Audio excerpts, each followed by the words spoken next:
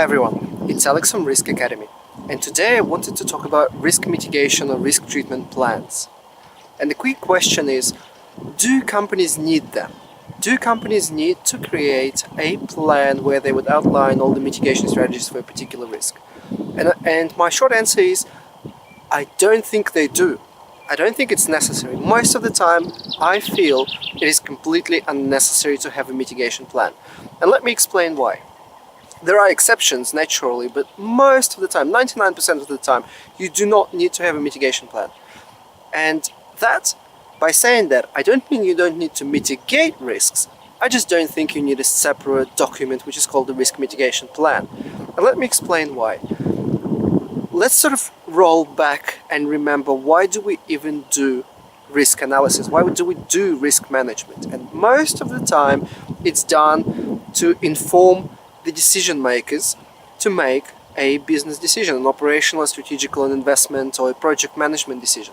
So most of the time, risk management is performed at the time of making a decision. And that's the time when you have a set of documents dedicated to that decision. There's an implementation plan, there's an investment strategy, there's a project management plan. There's basically some existing plan or some existing document, whatever it is called, that will drive the implementation of the decision that is about to be made. And if we are sort of moving towards this concept of integration as per the old ISO 31000 and the upcoming ISO 31000, if we are talking about integrating the risk thinking, risk decision making into everything the company does, then exactly the same applies to mitigation or risk management, the actual activity of doing something about the risks that you identify. So in my mind, the mitigation strategy or the treatment strategies have to become an integral part of whatever document is driving the implementation of the decision.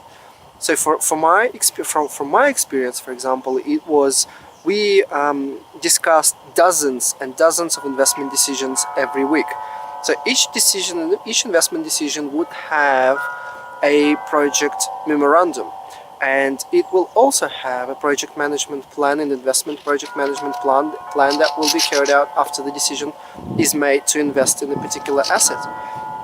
And that's where risk mitigation has to go. That's where risk treatment has to go.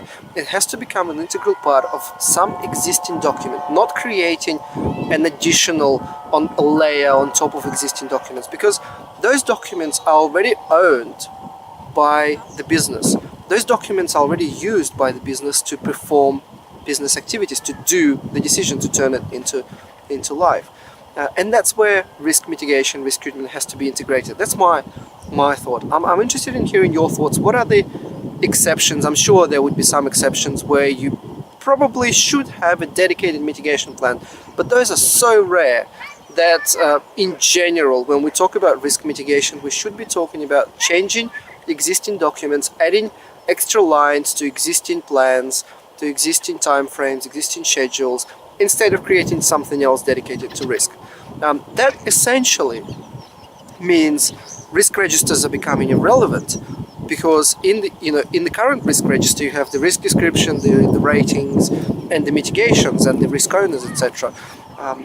But once you've sort of identified the risks, all your mitigations should really spread out into the other documents that already exist, so you don't have a separate mitigation plan. So I'm interested to hearing your thoughts. As always, do write underneath this video in the comments section. For now, thank you and goodbye.